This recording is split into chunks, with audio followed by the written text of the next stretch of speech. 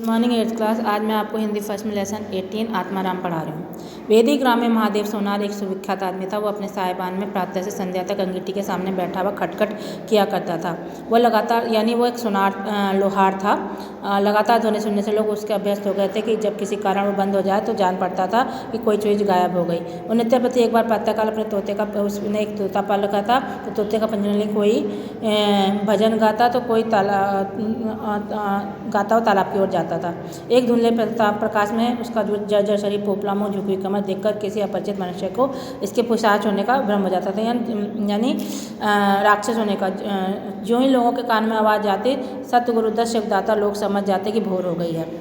महादेव का पारिवारिक जीवन सुखमय था। उसके 3 पुत्र 3 बहुएं थे, दर्जनों नाती पोते थे, लेकिन उसके बोझ को हल्का करने वाला कोई नहीं था। लेकिन वो एक कमाने वाला था और खाने वाले सब लोग थे। लड़के कहते, जब तक दादाजी थे हम जीवन का आनंद भोग लें, फिर तो यह ढोल गले पड़ेगा। बेचारे महादेव को कभी कभी निराहार ही रहना पड़ता है, सबको पूजते करती है तो कभी भूखा ही रह जाता था। तो इन समस्त विध मुरादाओं से उसके लिए कोई पनाह नहीं थी। तो वह यह कोई पनाह थी तो वो तोता था उसका।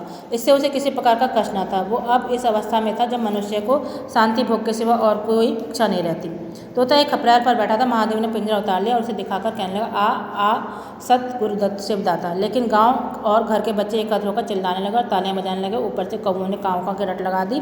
तोता उड़ा और गाँव के बाहर निकलकर एक पेड़ पर जा बैठा। महादेव खाली पिंजरा लिए उसके पीछे दौड़ा। लोगों को उसकी दुर्गामिता पर अचंभा हो गया था। तेज दौड़ने पर मोह को उससे सुंदर, उससे अजीब, उससे भावुक कल्पना नहीं की जा सकती थी। दोपहर हो गई थी। किसान लोग खेतों से चले आए थे। उन्हें विनोद का अच्छा यानी मजाक उड़ाने का अच्छा अवसर मिला। महादेव को चढ़ाने में सभी को मजा आता था। किसी ने कंकड़ फेंके, किसी ने तालियां बजाई। तोता फिर उड़ा और आम के बाग में से एक पेड़ की फुनगी पर जा बैठा। महादेव फिर खाली पिंजरा लिए मेंढक की भांति उचकता रहा। बाग में पहुंचकर तो पैर के तलुओं से आग निकल रही थी, सिर चक्कर खा रहा था। जब जरा सावधान हुआ तो फिर पिंजरा उठाकर कहने लगा, सत्य गुरुदत्त शिवदाता। तोता फुर्गी से उतरकर नीचे की डाल पर आ बैठा, किंतु महादेव की ओर सशंक नेत्रों से ताक रहा था। महादेव ने समझा डर रहा है। वो पिंजरे को छोड़कर आप एक दूसरे पेड़ की आड़ में छिप गया। तोते ने चारों ओर गौर से देखा, निशंक हो गया और उतरा और आकर पिंजरे के ऊपर बैठ गया। महादेव का इधर चलना सतगुरुदत्त शिवदाता का मन जपता हुआ धीरे धीरे तोते के सामने आया। तब लपका कि तोते पकड़ लिया, किंतु तोता हाथ में फिर पेड़ पर जा बैठा। आधी रात गुजर गई थी। सहसा वो कोई आहट पाकर चौंका। देखा एक दूसरे वृक्ष के नीचे एक धुंधला दीपक जल रहा है और कई आदमी बैठे हुए आपस में कुछ बातें कर रहे हैं। वे सब चिल्ला रहे, वे सब चिलम पी रहे थे। तंबाकू की महक से ने उसे अधीर कर दिया। उस सर में बोला, सत्य गुरुदत्त शिवदाता, और उन आदमियों की और चिलम पीने चला गया। किंतु जैसे बंदूक की आवाज़ सुनते ही हिरन भाग जाते हैं, उसी प्रकार उसे आते देख सबके सब उठकर भागे। कोई उधर गया, कोई उधर। महादेव दीपक के पास गया तो उसे एक कलसा रखा मिला जो मोर्चे से काला हो गया रहा था। महादेव का हृदय उछलने लगा। उसने कलसे को देखा तो उसमें मोहरें थीं। उसने एक मोहर बाहर निकाली और दीपक को उजाले में देखी। हाँ, मोहर थी। उसने तुरंत कलसा उठा लिया और दीपक बुझा दिया और पेड़ के नीचे छिपकर बैठा रहा। साहस से चोर बन गया था वो। उसे फिर शंका हुई, ऐसा ना हो चोर लौट आए और मुझे अकेला देखकर मोहरें छीन लें। उसने कुछ मोहरें कमर में बांध दी। फिर उस एक सूखी लकड़ी से जमीन की मिट्टी गड़ाकर हटाकर गड्ढे बनाए, उसमें मोहरों से भरकर मिट्टी से ढक दिया।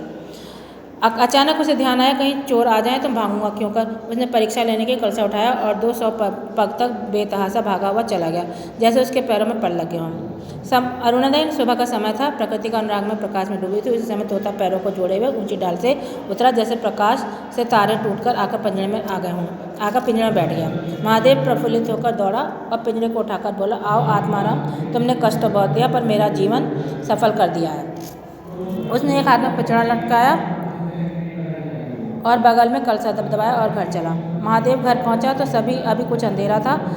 रास्ते में कुछ कुत्ते के सिवा और किसी ने भेंट से ना हुई। कुत्ते को मोहरों से विशेष प्रेम नहीं था होता। उसने कलसे को एक नाद में छिपा दिया और उसे कोयले से अच्छी तरह ढककर अपनी कोठरी में रख दिया।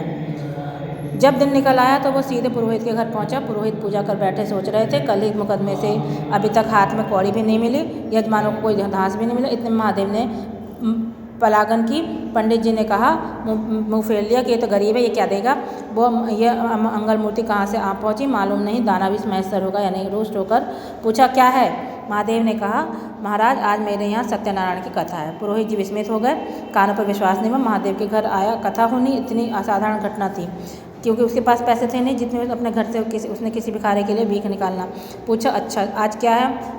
महादेव बोला, कुछ नहीं, ऐसी इच्छा हुई कि आज भगवान की कथा सुन लूँ। सुबह से तैयारी होने लगी। वेदी के निकटवर्ती गांव में सुपारी फेरी। कथा के उपरांत भोज का भी नेवता था। जो सुनता आश्चर्य करता।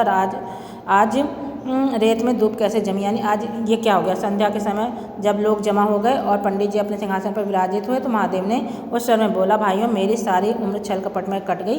मैंने ना जाने कितने आदमियों को दगा दी, कितने खरे को खोटा किया। अब भगवान ने मुझ पर दया किया, वो मेरे मुँह की काली को मिटाना चाहता है। मैं आप सब भाइयों को उसे कहता हूँ कि जिसका मेरे जिम्मे जो कुछ निकलता हो उसकी जमा मैंने मार ली हो, जिसके चोखे माल को